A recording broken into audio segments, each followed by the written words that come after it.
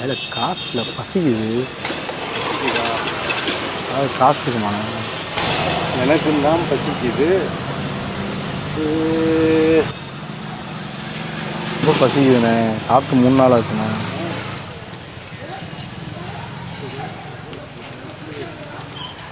எனக்கும் தான் பசிக்குது. இந்த 10 ரூபாயை விட்டால் வேறு வழி இப்போ எனக்கு இல்லை. நீ வேறு வந்து பசிக்குதுன்னு இருக்கிற. சரிண்ணே.